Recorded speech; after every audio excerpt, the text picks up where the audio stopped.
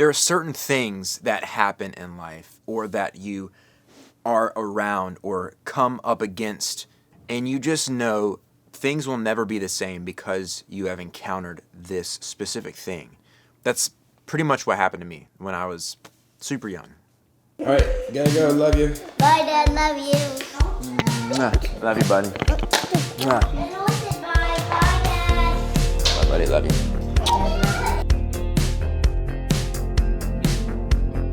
I am going to work from a coffee shop today. I've got some stuff I gotta get done with some editing stuff and meet a friend.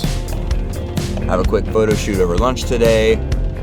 So it's gonna be a good day. It's just the weather blows.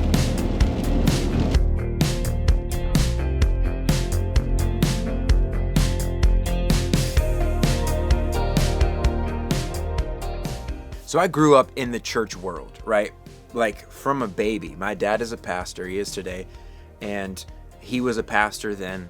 My mom worked at the church. She played on the worship team. For those of you who may be unfamiliar with what a worship team is, it's the band that plays music that people sing songs to and with, I suppose. But I used to go early in the mornings before anyone was at the church. We'd unlock it, we'd go into the building, a few people would start to trickle in, the band would start to practice before the actual service. And I found myself more Sundays than I can even recall sitting in the sanctuary listening to this band practice. Now, I didn't grow up listening to name another old artist that has changed the world with their music. I didn't grow up listening to them, okay?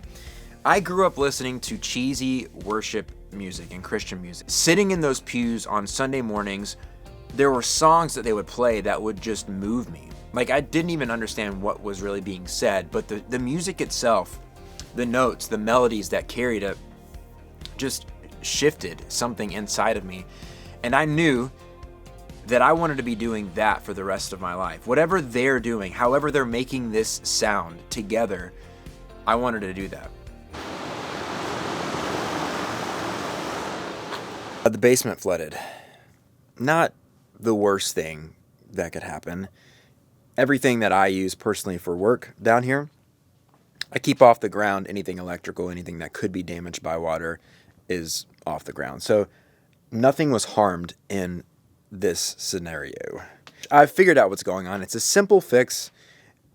We'll get it fixed and it won't happen again, okay? I remember one of my first songs, I know I had I think 2 or 3 others before this, but one of the first songs that I wrote was for Jess.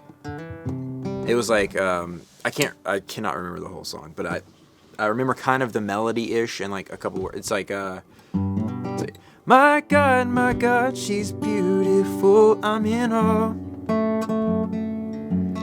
It's how she dances in your love, the way she gives her all. I know that you're the one for me. 'Cause I'm in love with you. I wanna be the man that you need. Yeah, that's kind of the gist.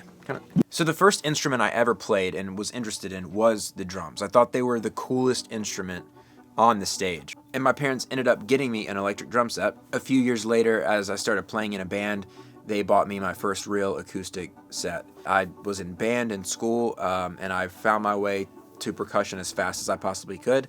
And then in high school, I joined marching band and was on the drum line. I just loved it. But more than that, more than drums, I loved music as a whole. We would play songs that would just move me, my soul. I would be in another place and something was happening. So I knew that I wanted to do more than just make beats, play drums, support, and be a piece of a band. I wanted to be a creator of this magical, mystical thing that kind of goes beyond all of us. I wanted to write music. At some point, I picked up guitar, started learning chords, and started trying to sing. I say trying to sing because I wasn't very good, but I taught myself how to sing.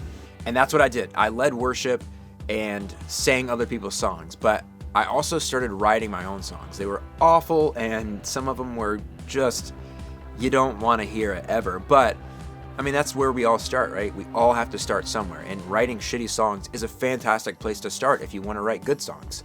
I still played in the worship band. I was leading worship at the time when I started my first band, where I was singing and writing my own songs, and that went well. And that right there, that was a spark.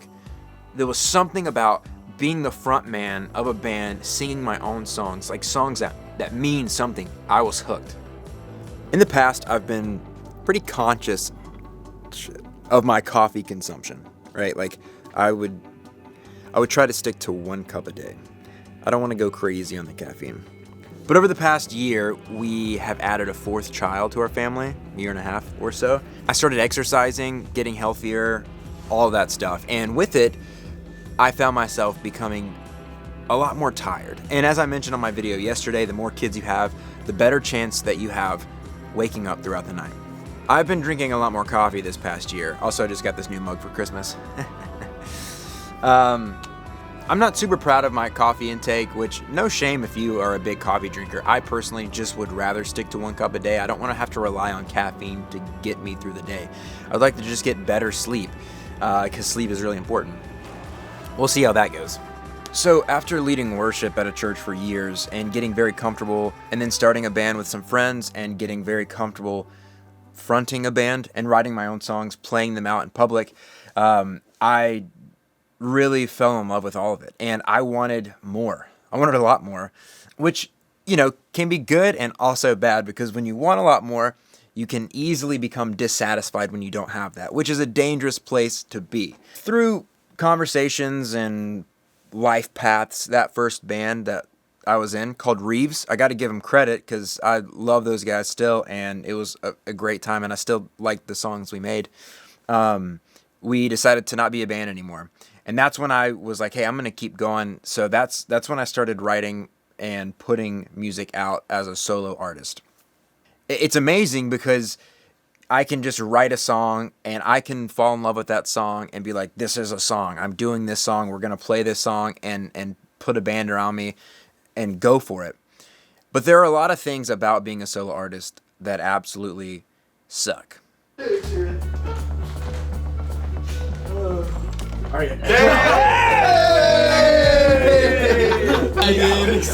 a real one. Bean Boozled. What I was saying that before Trevor walked in, so really was... It's not good. Did y'all plant this one on me? No.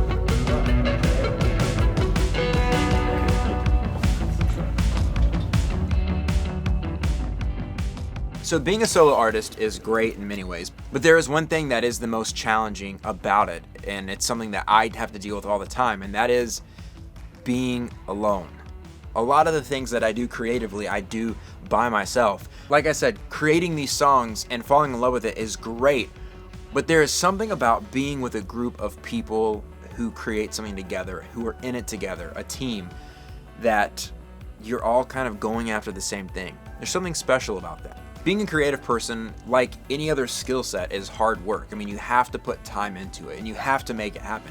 This shit's not just gonna come to you. You can't just let this stuff fall into your lap. You have to work on your songwriting process. You have to work on how you're booking shows and how many people you reach out to and the connections that you make and how you're gonna financially pay for any type of recording that you want to do. A single, it's gonna cost you a couple $1,000s. An album, it's gonna cost you a shitload of money. How are you gonna pay for that? When it's just one person, everything's on your shoulders. So it's great, but it's also fucking hard. Here's a new song I'm working on just for you. Cracking the egg, burning the fleet. Don't you know time's a one-way street? Yeah, you can't go back, you can't get more. Yeah, you look rich, we all know you're poor. You're too busy now, at least that's what you say. All that they'll have's a face to a name. Working your job, laughing with friends. I hope you'll be happy when it's the end. That's all I'm gonna give you. On that note, I gotta go.